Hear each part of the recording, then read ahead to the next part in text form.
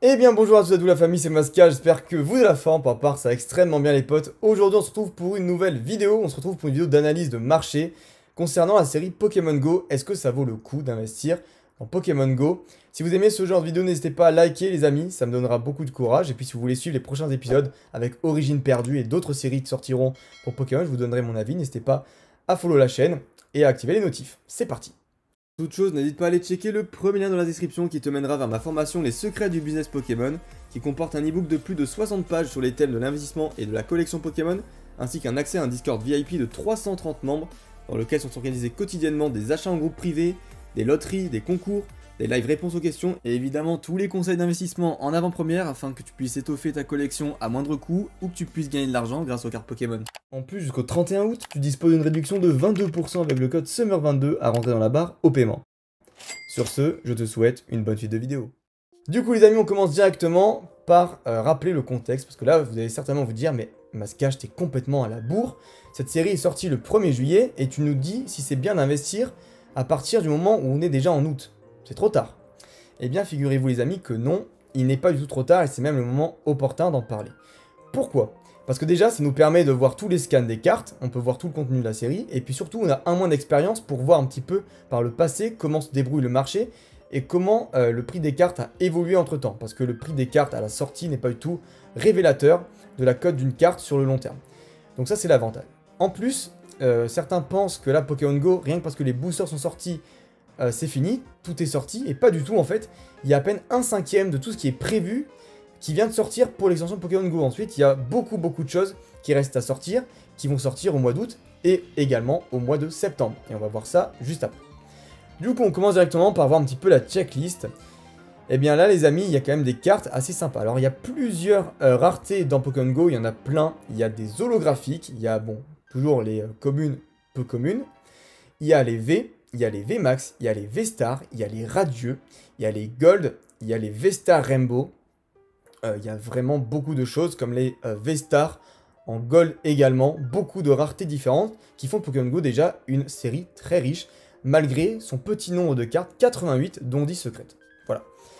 Donc les amis, quels sont les bangers de cette série? Déjà, on a le Florizard Radieux. Donc les Radieux sont des Pokémon shiny, comme vous pouvez le voir, Florizard n'a pas cette couleur-là de base. Donc ça reste un starter de la première génération Pokémon très apprécié, donc évidemment, toujours une bonne pioche. Là, pas la peine de dire quoi que ce soit, on parle d'un Dracofeu qui en plus est shiny, ça reste toujours l'une des meilleures cartes de la série, je pense qu'elle reste facilement sur le top 5. Et puis finalement, si on a Florizard et Dracofeu, on va forcément avoir le Tortank Radieux qui lui aussi est shiny. Par la suite, on a des extensions qui nous présentent des cartes qui sont souvent très jolies mais qui ne sont pas cotées. Et bien c'est aussi le cas de Pokémon Go avec ce Léviator qui ne sera pas coté du tout je pense, mais dont l'illustration fait rêver, qui a été illustrée par Mitsuhiro Arita, le maître des cartes Pokémon. Regardez ce Léviator comme il est majestueux, et ça rentre quand même en compte quand on ouvre une série. Peut-être que la cote des cartes c'est important pour voir si on est rentable, certaines personnes réagissent comme ça, d'autres veulent voir juste des belles illustrations, et là clairement on a droit à l'un des plus beaux Léviators du TCG qui est sorti depuis le set de base sans aucun doute. On va donc parler maintenant d'une autre rareté de cartes, les V. On a donc Mewtwo en V, qui est donc un Pokémon très apprécié. Donc c'est clair que c'est toujours mieux de le voir lui, même si voilà les V ne coteront certainement rien autour des 3 € pièce. Pour être honnête, je pense que ça sera plus ou moins leur cote.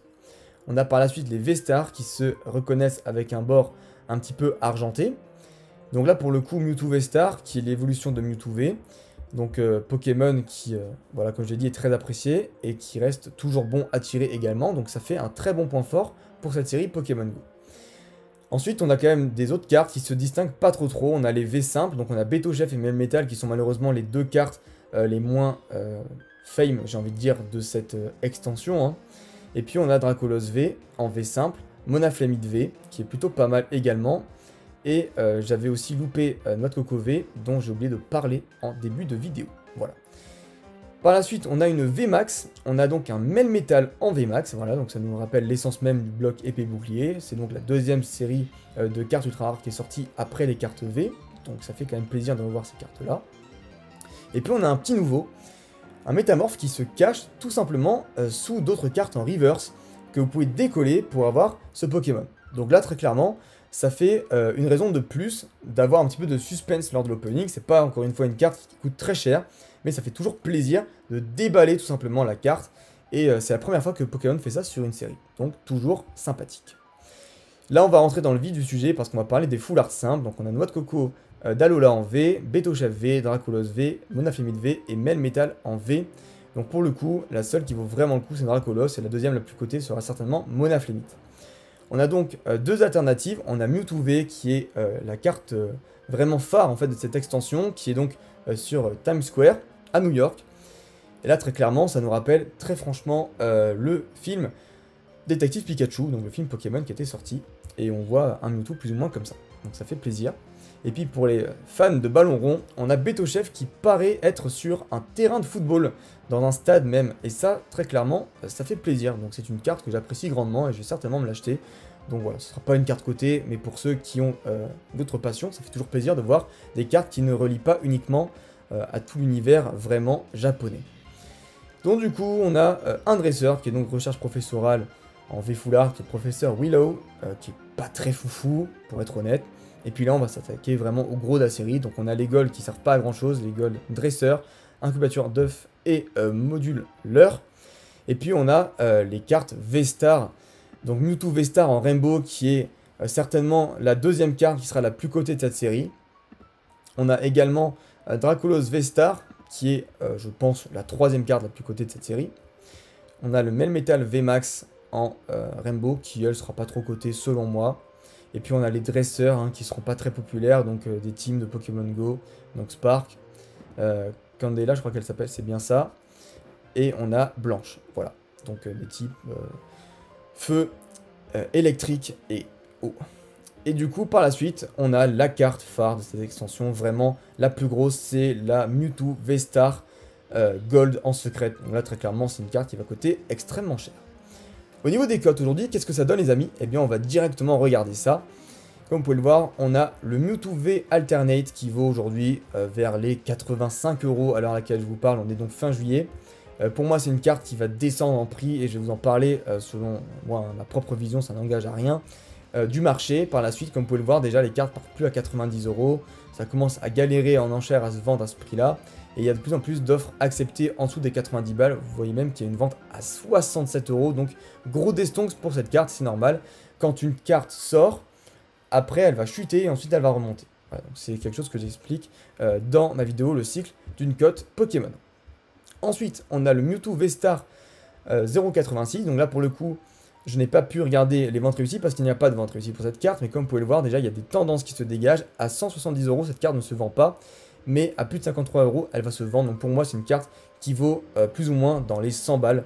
Donc c'est une carte qui vaut plus que la Alternate normale, même si graphiquement, elle est quand même moins jolie. On a par la suite le Dracolos V-Star 0,81, donc la Rainbow, comme vous pouvez le voir. Et là, très clairement, c'est une carte qui est la plus rare de cette extension, parce qu'elle n'est présente qu'une seule fois sur Internet et elle ne s'est jamais vendue. Donc c'est-à-dire que depuis un mois, personne ne l'a mise en vente sur eBay, ce qui est quand même assez fou alors qu'on voit quand même pas mal de gens ouvrir du Pokémon Go.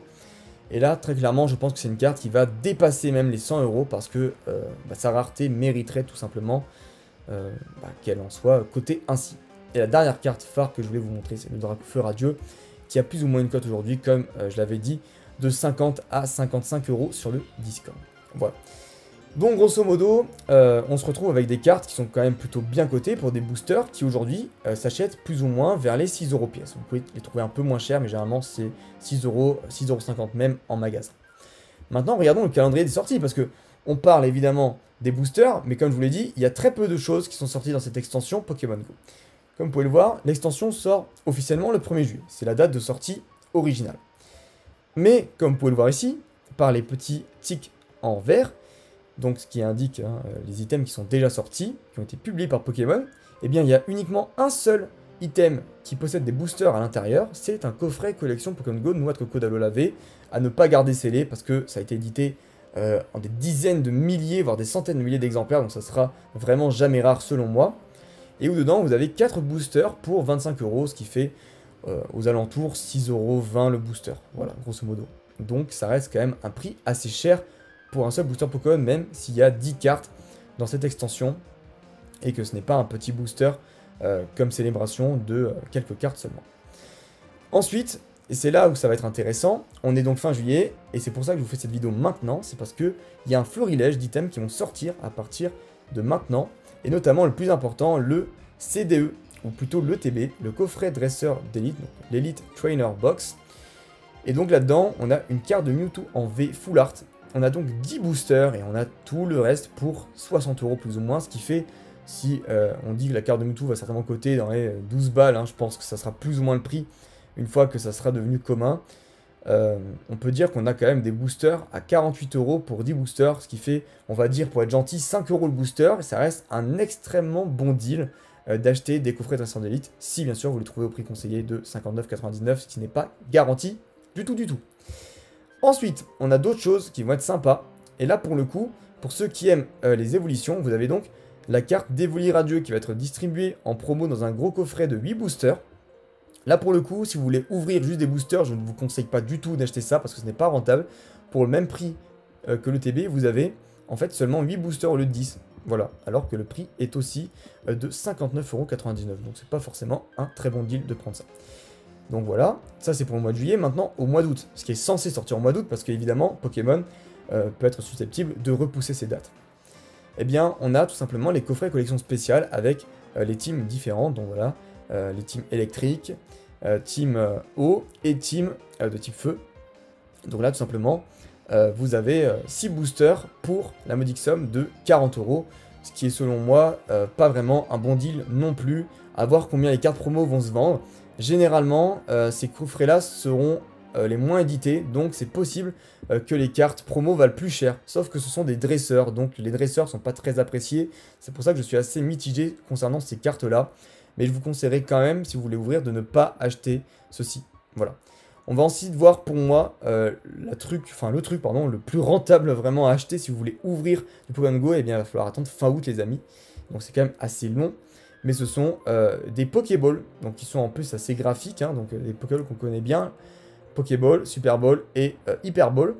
Avec dedans 3 boosters pour seulement 15,99 €, donc ce qui est quand même largement appréciable, 5,33 € par booster, ce qui est le meilleur rapport qualité-prix, pour en plus un petit prix, hein, 15,99 €, pas besoin de dépenser 60 balles pour avoir des boosters à prix assez cassé, donc ça c'est ce qui est plutôt sympathique. Donc du coup pour un petit peu revenir sur le sujet, je vous conseille d'acheter soit fin août et d'attendre des Pokéballs Pokémon Go. Donc vous en trouverez certainement, ça sera assez édité, du moins je l'espère pour vous. Ou alors d'acheter les coffrets dresseurs d'élite directement, c'est ce qui est le mieux en termes de rapport qualité-prix. Voilà les amis, donc je pense qu'on a fait plus ou moins le tour de la série Pokémon Go. J'espère que ce genre de vidéo vous plaise. Moi personnellement, ça fait vraiment plaisir de pouvoir vous tourner des vidéos comme ça et d'analyser un petit peu le marché. Donc voilà, si vous voulez que je fasse la même chose avec Origine Perdue, ce qui est donc une série qui sortira, si je dis pas de bêtises, bah d'ailleurs on a le calendrier sous les yeux, début septembre, hein, le 9 septembre, si je dis pas de bêtises, voilà, c'est ça, le 9 septembre, eh bien j'essaierai de faire ça un petit peu à l'avance en août pour que vous puissiez un petit peu prévoir concernant les achats à faire sur cette série qui est, ma foi, très sympathique en termes de visuel également. Voilà les amis, sur ce, j'espère que j'aurai pu vous aider avec cette vidéo. Je vous souhaite de bonnes vacances pour ceux qui sont en vacances, sinon pour ceux qui travaillent, bon courage au taf, je vous dis à la prochaine, ciao ciao.